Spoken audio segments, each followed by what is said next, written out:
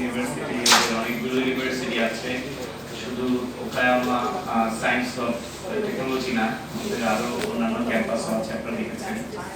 তো এবং আরো দেখেছেন যে বাংলাদেশি স্টুডেন্টরা ওখানে অনেক কমেন্ট করেছে যে তারা ওখানেই ওকায়ামা ইউনিভার্সিটি অফ সায়েন্সে পড়ছে। সো কারেন্ট স্টুডেন্টদের ভয়েসও আপনারা শুনেছেন। সো আজকে আমাদের সামনে আমাদের প্রফেসর তবিউকা আছেন। উনি আমাদের ওকায়ামা ইউনিভার্সিটি অফ সায়েন্সের প্রেসিডেন্টের একটা মেসেজ আছে স্টুডেন্টদের জন্য, ওইটা উনি প্রেসিডেন্টের পক্ষ হয়ে মানে পড়বে।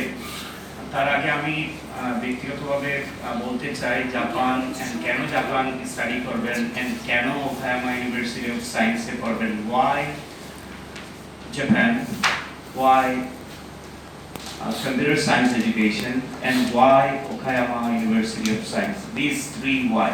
Okay. So, কেন জাপান? আপনারা জানেন already. Well, আমাদের বাংলাদেশে 20 কোটি population, 200 million people, and তার মধ্যে 65% হচ্ছে 25 years old, young generations. অনেকে বাংলাদেশে ইন্টারমিডিয়েট পাস করার পর দেশের বাইরে ডিগ্রি নেওয়ার জন্য চেষ্টা করে। Recently Japan has been a buzzword among the prospective students. তো তার মধ্যে জাপানে আমাদের এখন